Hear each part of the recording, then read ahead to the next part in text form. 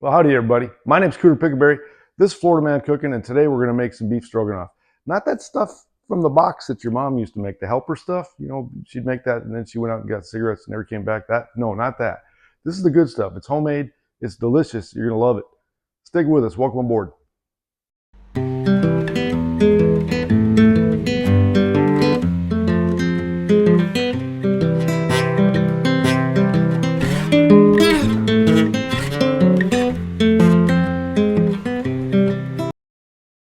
All right, so let's go. Here's a big onion. Use a big white one, big yellow one, doesn't matter. I'm just going to show you real quick how to cut it. So we cut the ends off both sides, and then we break it in half. We're not dicing it, we're just going to julienne it. So if you don't know what that is, that's why I'm showing you real quick. Get the wrapper off, maybe that first layer that's kind of tough. Use a sharp knife for this and watch your fingers.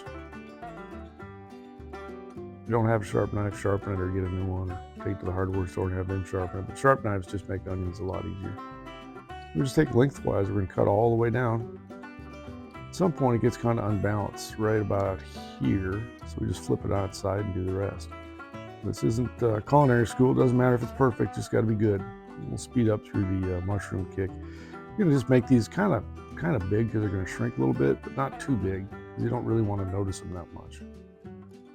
Pile all those up. So, you know, the bigger the mushroom, the more cuts. Some of them had 3 cuts, some just had 1. Just depends on the size of the mushroom. They're just little buttons, but you can use portobellos or whatever else you got. It's all good. And we're going to cut up a little bit of chive for garnish at the end. You could use parsley as well. Mixing up a little bit of flour and then a couple of, and I don't know how much that is, maybe a half, 3/4 of a cup, and then a couple of teaspoons of cornstarch. And mix that up real good with a whisk. Whole purpose of that is we're going to coat the meat in that and get a little bit of a crisp edge on it. So for the meat, we're using a flank steak from the land manatee, also known as a cow or beef. If you can have a sea cow, I don't know why you can't have a land manatee. I'm trying to get that takeover down here. We're just going to cut that up into thin slices, not too thin, you know, maybe 1/4 inch or so.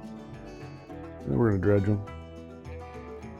And again, we're just looking for a little bit of a crunch. It didn't really work out quite the way I hoped. It did great. It didn't hold up as well in the liquid as I would have thought. So I'm not sure that you even need to do this. You could probably just salt, pepper it, and maybe stick a little garlic powder or onion powder or something on it, and then just stick it right in the pot without doing this step. I'm not sure it really added that much, but it sure did taste good before I put it in the mixture of liquids. Absolutely delicious. Now these are gonna be bite-sized pieces, so you're gonna cut that thing across the grain and then just shrink them up small enough so that somebody can get a chunk on a fork with a noodle and stick it in their mouth all at once. So whatever size that is for your family. If you got little kids, you probably cut them even smaller. And this is, I dredged them in all that flour. I stuck them in a, whatever you call that thing, a strainer, and just shook some of the excess off. I don't want to have a whole bunch in there because it's going to make the gravy really dirty immediately. So stick it in that, knock some of that dredge off, make a mess in the kitchen, which I get to clean up later. Once we're done with that little part, we'll lay them all back out on the cutting board so you can see how they look. It's about 1.5 pounds, I believe, of flank steak. And since I forgot to salt and pepper it beforehand, I'm doing it now. That's not the ideal way. Ideally, you'd salt and pepper it first and then flour it. But, you know, it's my day off. Anyway, we're using beef tallow as the oil on this. So instead of using vegetable or avocado oil or whatever, I use beef tallow. I was going for a real beefy flavor on this. So between beef stock, beef, and beef tallow, I think I met that. It's pretty good. You can get beef tallow online or at many of the barbecue stores. We use it for smoking meat. I usually use it inside butcher paper with a brisket for the last couple hours after it hits the stall. So it's got a real beefy flavor and it's good. We're gonna lay these things in away from us so you don't get a lot of splatter back. You're gonna get plenty of splatter when you flip these. You'll see me wincing in pain a little bit. But when you're first laying it down, if you can remember to kind of keep it going away from you, that'll take the splatter away from you as well, which is nice. And these cook just, you know, a minute or so aside, maybe even less than that, because the whole intent isn't to cook the meat all the way through, it's just to get a little bit of a sear on it. So we get that nice golden brown color, and then we'll give it a flip. Kind of what it looks like. You can see the fond sticking to the pan there. That's all going to come out later when we deglaze, and it'll be part of the flavor of the dish. So you get a little flip, Getting a little spicy here, a lot of splatter back. I think I maybe had just a hair more tallow in there than I should have probably put. See me jumping a little bit, but not too bad. Certainly, you know, I've been in worse pain than that. Let's give those a flip, just a few seconds on the other side. And pretty much, you know, a rare piece of meat at this point, but certainly, you know, eligible to eat right now if you wanted to, although it's even better when you make it into the stroganoff.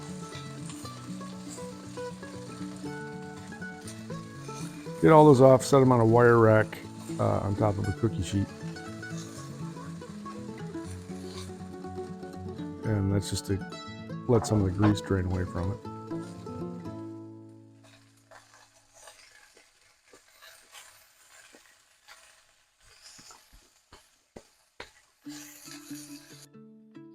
All right, I didn't take a bite. I didn't cheat and have one now. That'd be wrong. Why do you think I did that? I didn't do that. It's really good though. So now we got the onions going in. Those are the big julienne onions. They look really big. They're going to shrink down and break apart as they cook. So we're going to take these to kind of a deep caramel color. That's usually about 10 minutes or so. And that also kind of helps get some of that fond off the pan from the meat, which we're going to, you know, want in our sauce, but it doesn't work as good if it's sticking to the frying pan. A little bit more tallow in there. Cook up the button mushrooms. Same thing. The darker those things get, the more flavor you get. So don't be skimpy on them. Just kind of cook them until they're a dark caramel color. Just give them a flip every now and then, or you can use a spoon and stir them too. Now we got the onions back in.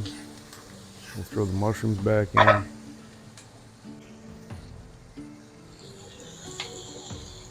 It smells really good right now. Smells even better once you stir this about a half cup to a cup of just cheap screw top white wine. I'm not even sure what kind it was, but it sure did make the room smell good. And you can see how the pan is just cleaning right up with the mushrooms, the onions, and the white wine. So that saves cleaning later, plus it gets all that good fond in your food, which is what you're going for. Absolutely delicious. And because I forgot to throw garlic in, I threw a little bit of garlic powder on top. And this is better than bouillon. It's the concentrated beef bouillon paste that you mix with hot water. I tend to use that a lot because I've always got it on hand, and it's pretty good. It's a little bit salty for my liking, so that's why you don't see me doing a lot of salt in here. There's plenty of salt in the beef stock that I'm using there, or the land manatee squeezins, whatever you want to call it. What it looks like on top, we're going to reduce that down to about half that volume of liquid by just heating it up at a kind of a decent boil. And let's get going on the noodles because we're almost done. So we put some salt and some water. No magic trick here. Back to the bouillon sauce, or the stroganoff sauce. That's about probably a half to 3/4 of a cup of stroganoff. There's 2 giant heaping tablespoons of sour cream going into the stroganoff.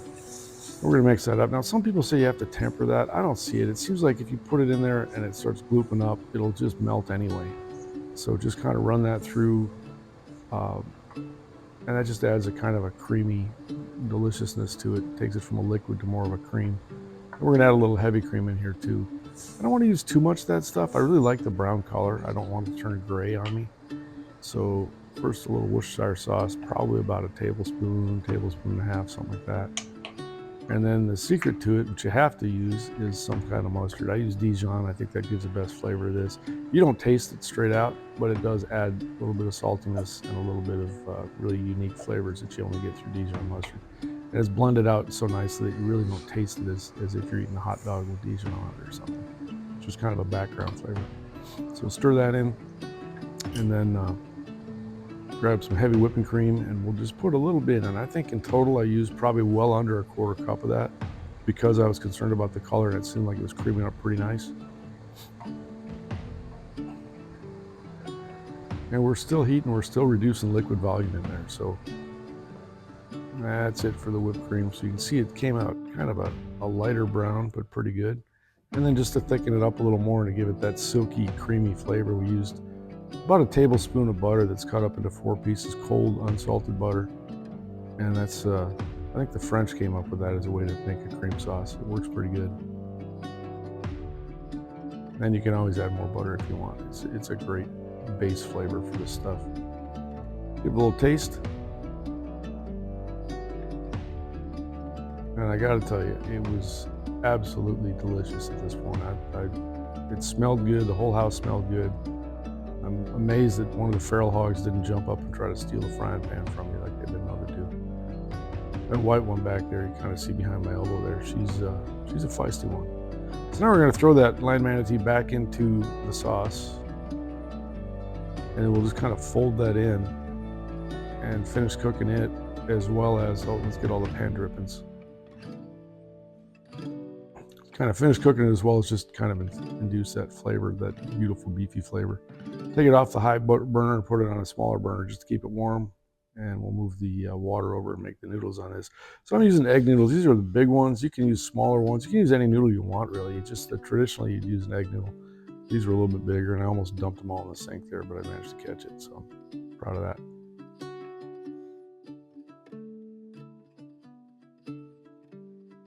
So we'll just dry those out a little bit, and time to plate. So we got that's a full-size dinner plate. I'm not sure the camera angle shows that, but it's about a pound of noodles. We'll stick some of this absolutely gorgeous beef stroganoff on top. Make sure you use a spoon to get some of the liquids in there. And then we'll top some chives off on top. Like I said, you can use parsley or thyme or whatever you've got. It doesn't really add a whole lot of flavor, just for looks. It's real pretty.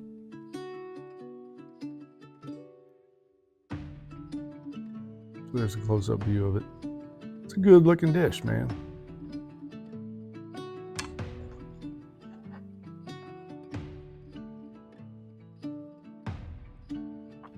That's amazing.